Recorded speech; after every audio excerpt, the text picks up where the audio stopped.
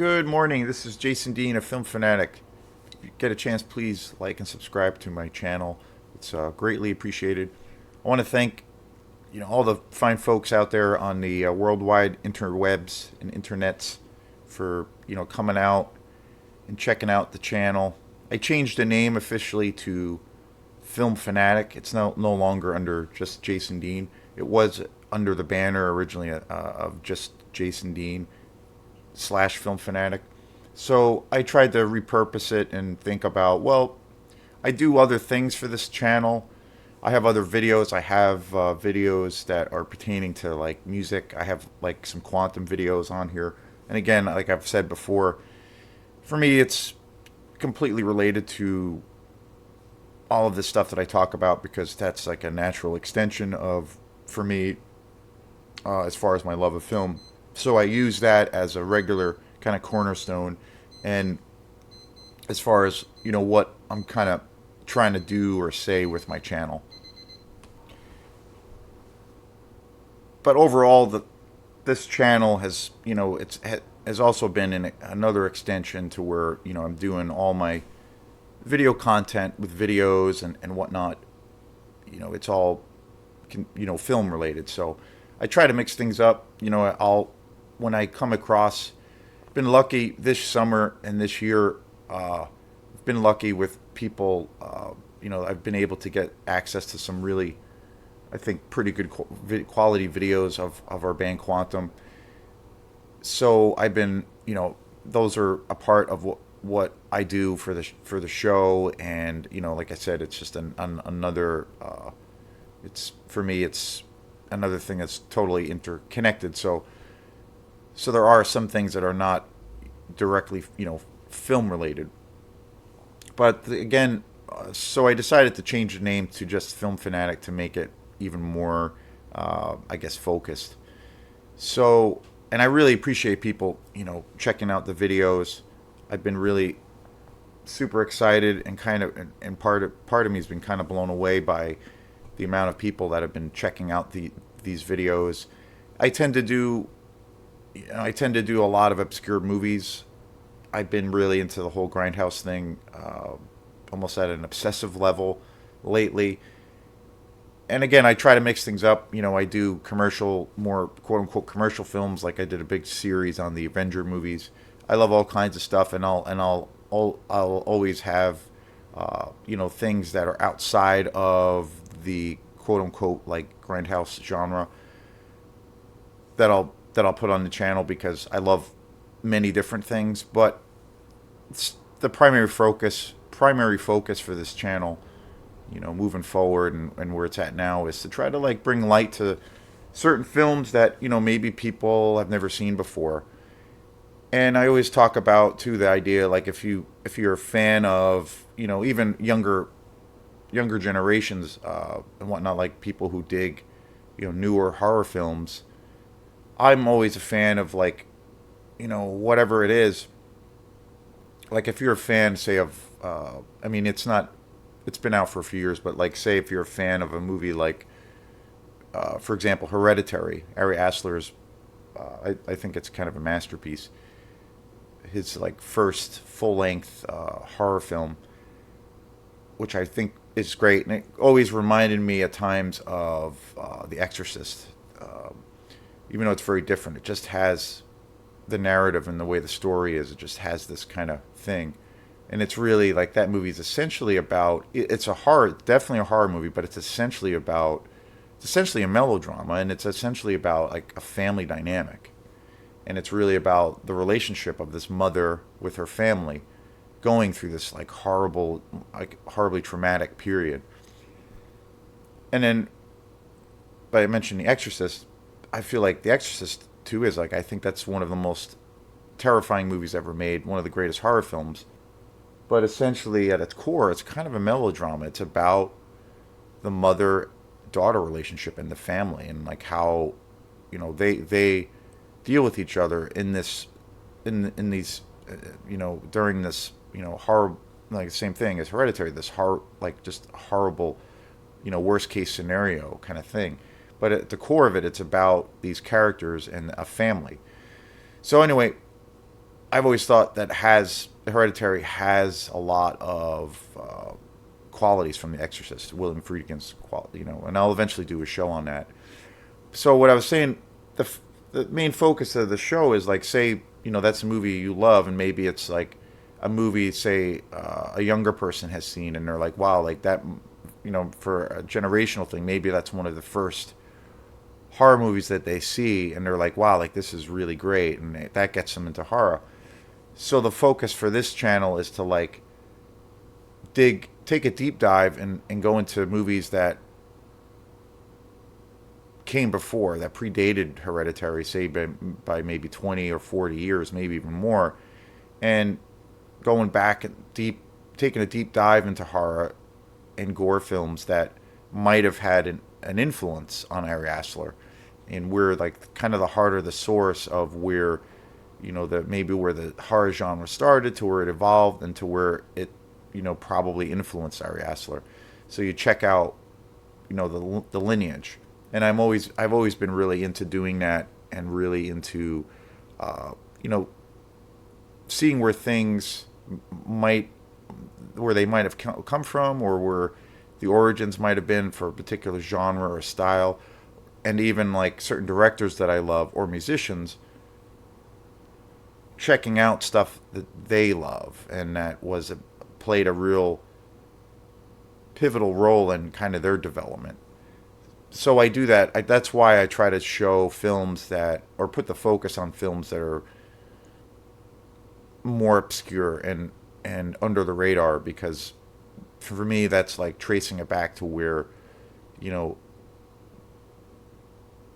that was the bedrock to, to this amazing genre that we call horror, that's now arguably, probably, or not really even arguably, but horror now is bigger than it's ever been. So I always love doing that. And with the music analogy, I remember, my friend Charlie Hendrick, who I've talked a lot about on the show, he kind of hit me to doing that, like with different things, mostly with like music oriented kinds of things. But when he got me into film too, it was kind of the same thing. He, had talked about, he got me really into like Stanley Kubrick and a bunch of other directors, and he was saying, yeah, like, you got this taste and you got this passion for this one particular director. It's a cool thing. Like, maybe check out the guys that influenced him and trace it back. And I remember I started doing that. And I remember on the music side of things, I started doing that because he had made that suggestion. I was like, that's a cool angle. And I remember one of the first bands I did that with was Sonic Youth. Sonic Youth was a huge influence on me growing up. I still love their music. I got to see them play in Boston quite a few years ago, and it was an amazing show. And I got to meet Thurston Moore, who's the lead singer for the band, and it was really cool, and it was a great show, and it was a wonderful experience to meet him, and he was super cool. But I remember that's what I did when I got into them, and that was a band I listened to, since probably middle school. So I remember checking out interviews with Thurston Moore and Kim Gordon, and other band members in Sonic Youth, and then they would talk about like their influences and what like kind of what inspired them. So then I traced it back to, they started talking about a lot of music that came out in New York that was called like the no wave sound, and it was music that kind of was, in the punk scene, and it was all music that was pretty anti-establishment. And these bands had a lot of influence on what Sonic Youth was doing. And I ended up discovering all of these other bands, bands like Suicide and Lydia Lunch and DNA, and so it opened up this whole like other great pool of music for me to check out. So I do that a lot with a lot of bands and groups that I love, and then it just exposes me to so much more of a vast kind of thing to check out.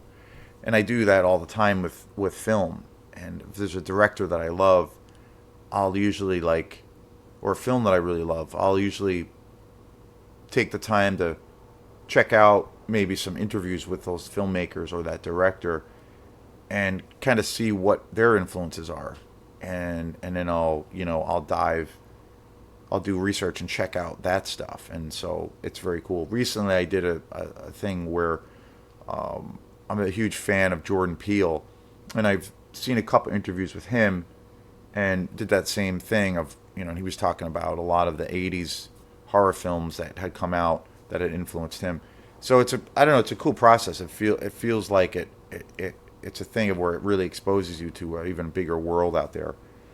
So that's kind of what I do with the show overall, is I try to like take a deep dive and show things,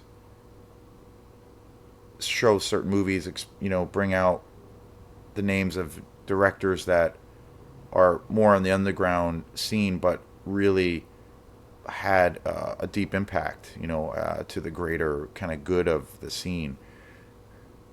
One of the more interesting things that I kind of got into when I started to get, I've always loved these kinds of films, the more, exploitation movies, things like, I grew up watching movies like Tourist Trap and, The Unholy, which is like an 80s kind of exploitation movie. And then, movies like The Car, and House by the Cemetery, all the Hammer movies, Lucio Fulci. And when I got into buying these movies, movies that I'd seen as a kid, I was like, oh wait, there's another director, another film that's kind of in this genre, but I haven't seen. So then I would go back further and further, and then that got me back into watching tons of like Italian horror, like Lucio Fulci, and and then around that time I discovered Herschel Gordon Lewis, who's an American director who I had never seen any of his work, and he's now one of my favorite, directors. And it was an interesting thing because growing up watching horror and being a huge fan, particularly around the slasher kind of genre, and in that kind of exploitation world, I was always a huge fan of the gore factor of those films, and the blending of like the sex and violence. And I remember seeing things of where Lucio Fulci, out of, there's so many great Italian directors, like say Lucio Fulci, Bruno Mattei, Dario Argento. There's tons of great directors to choose from. Lucio Fulci is my favorite, but I remember seeing things about where a lot of people in the press and fans were kind of attributing Lucio Fulci to being kind of the first guy who used like extreme gore in his films, and this was like in the 70s. And I was like, oh, that's pretty cool. And then like a couple of years after that, and I had seen a lot of his films growing up, from the VHS days, so I was pretty familiar with it, but with his work. But it was a case of like, now I was buying a lot of his movies, and then realizing there was also at the same time a ton of his movies I had never seen before. But I remember reading about him, and people were regarding him as being kind of the godfather of gore, or the person who kind of was one of the first directors to put extreme amounts of gore in his films, and his films, predated, say, the Friday the 13th movies by about 10 or 15 years. And growing up, I felt like, well, maybe that was where it started, seeing those films. But then I realized, no, actually, Lucio Fulci came before that, and was possibly the first guy or the guy who kind of invented that.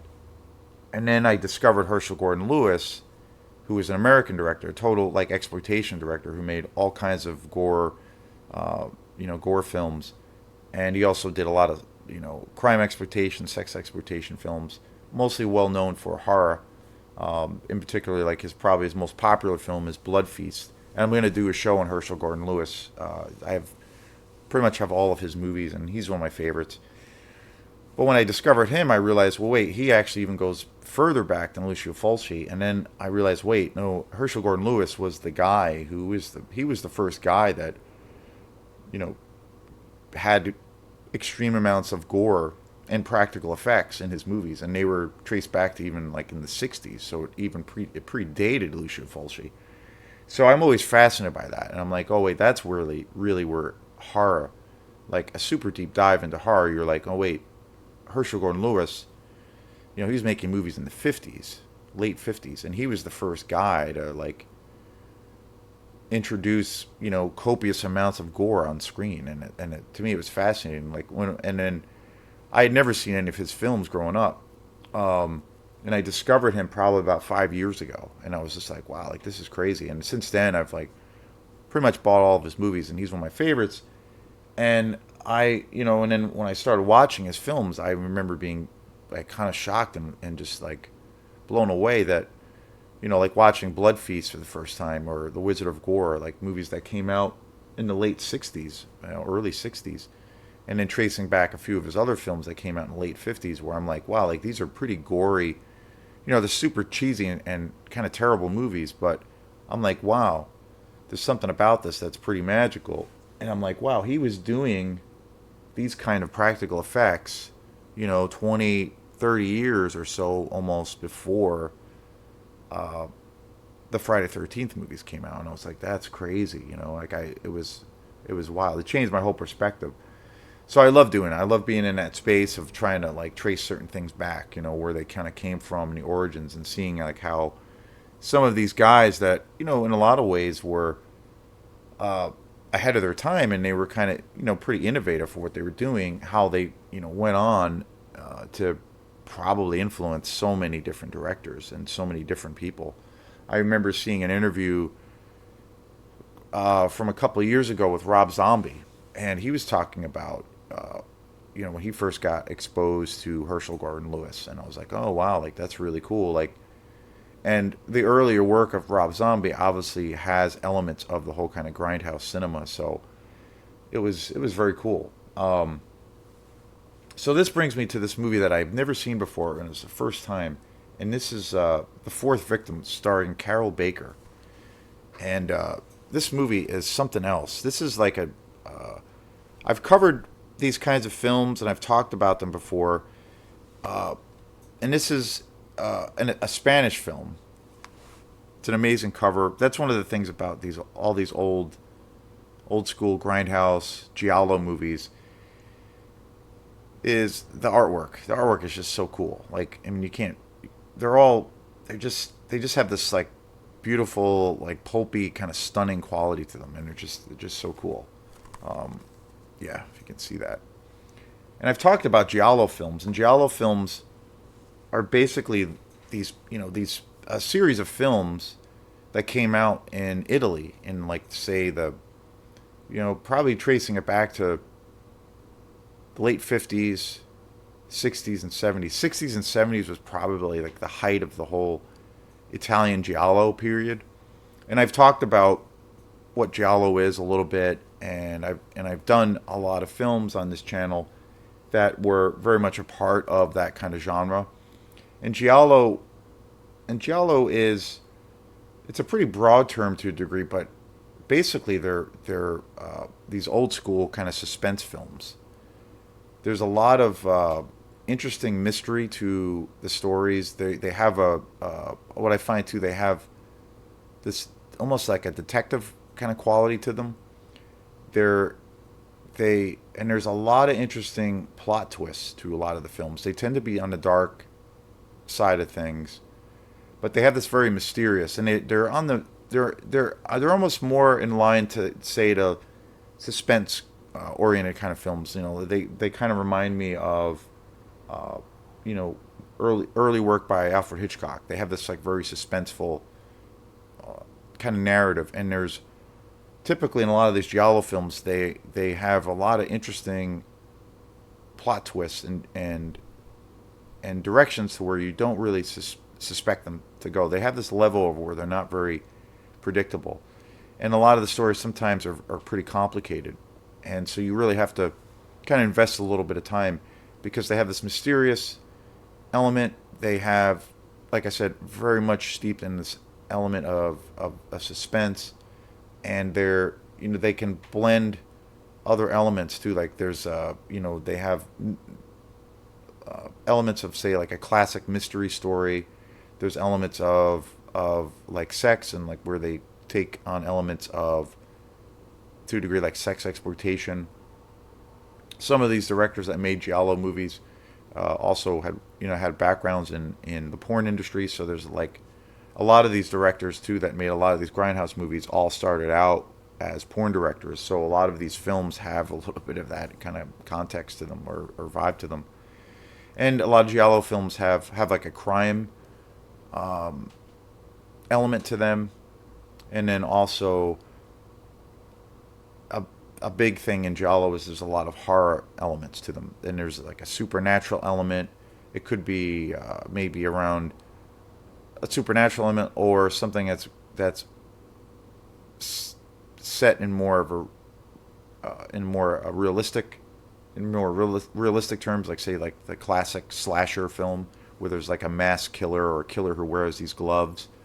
Giallo films also have like a lot of times there's the has the acting in a lot of these films is reminds me of a lot of theater based kind of acting, where the acting is kind of over the top, and so it gives it a little bit of a cheesy factor, but I think it's pretty cool. And the sets and the design, a lot of the time the colors and the way the cinematography is just really gorgeous, and there's like all these beautiful rich colors. That's a classic thing, say, of Italian cinema. It's like with Dario Argento and Lucio Fulci and Bruno Mattei, and a lot of these great directors at that time really put a lot into how a scene was shot with an amazing lighting and what have you. So that's a typical thing of giallo films. So this film here, The Fourth Victim, this was a movie I'd never seen before, and I just discovered. This was directed by Eugenio Martin, and this is a total like amazing. This is a really awesome movie. It's basically a tale of murder, deceit, and swimming pools that harkens back to Baker's previous Euro thrillers. And Carrol Baker, who is the star of this, she made a whole slew of these movies. And this is a Spanish film. Gino Martin is a Spanish director, and so and this came out in 1971, and the music is just amazing. I mean, it's got all this great kind of 60s, early 70s music in it. It's just so great, and it's very mysterious. It's got a lot of interesting plot twists, and again, it plays out like a mystery, like almost like a whodunit, like a classic kind of mystery story. It has some elements of horror, but it's great. It's a really interesting. It's got all these great twists and turns, and the ending is really great. A real fantastic kind of payoff, and I love that it doesn't have. It's not really predictable. Like, you have to pay attention to it, but it's a great story, and it's about the story itself is essentially about this guy who his wife dies, and then he's been married multiple times before, and there are, with his previous wives, his other wives had also died, but they all died under these kind of mysterious circumstances, and he gets married a fourth time, and then his wife ends up kind of overdosing while he's home, when he's away from his home, and he comes back to the house, and he discovers his wife is kind of basically overdosed, and she's like, she has died. She died in their swimming pool, and then he becomes he gets brought up on charges as possibly being responsible for her murder, and he becomes like a murder suspect, and he eventually gets cleared, but he has this like black cloud around him, and a series of circumstances happen to where he gets brought into this conspiracy, and kind of around of the idea of what really happened. But it's really great. I mean, it's a thriller. Essentially, it's a thriller. But the cinematography is amazing. The music is just incredible. These giallo films are just killer, and it does have elements of horror. There are kills in it, but it's definitely more of a suspense thriller.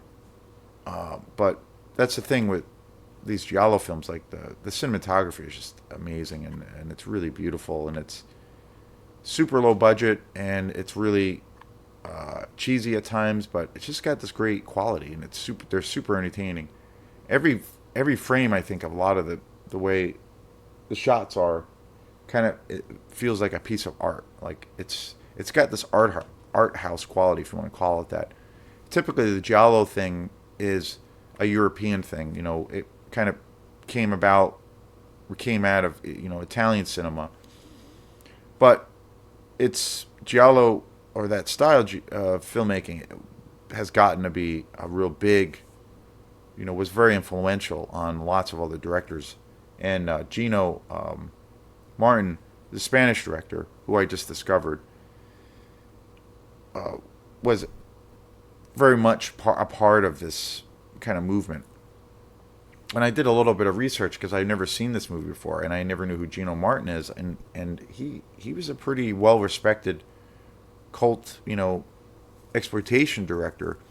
And it's really interesting too because he made all kinds of films. He made, which I'm looking forward to eventually seeing, but he made all kinds of films. He did a lot of westerns. He did science fiction movies. He did, more straight up kind of giallo suspense films like this.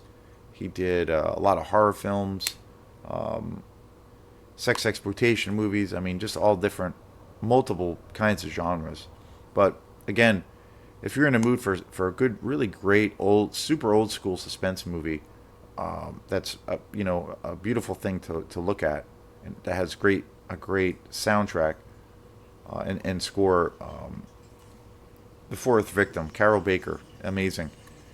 This Blu-ray transfer is really awesome too. It's all taken from the original negative of the film, which is really cool. So like the quality of this on Blu-ray is just spectacular. And there's a really great interview. It's pretty short with a guy who was who had written a book with about the director Gino Martin, and he actually worked with him for a while. They had worked on this project together, and he's also Spanish as well. And they worked on this project that never got off the ground, but he knew him very, very well. And there's like a 15-minute interview with him, and it's super interesting and fascinating. But I highly recommend it. This is an awesome movie. The Fourth Victim, 1971. So thanks again. This is Jason Dean, and again, I want to thank everybody for checking out this channel. I've been really excited and kind of blown away by the views that this channel's been getting, and considering I'm doing a lot of movies that are not popular, so I really appreciate that. And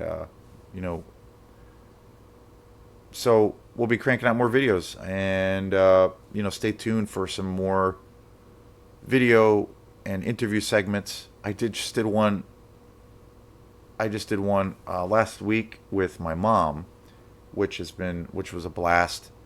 And I thought, it's on paper it totally makes sense because it's really she's like the key person that kind of got me into film. Like that's where my love and passion for all things film started, was through her. So she was awesome, and it was great, and I really appreciate people checking out the video. So stay tuned for more interview videos that will be coming up, and also my regular posts. So thanks again. Have a great day. Cheers.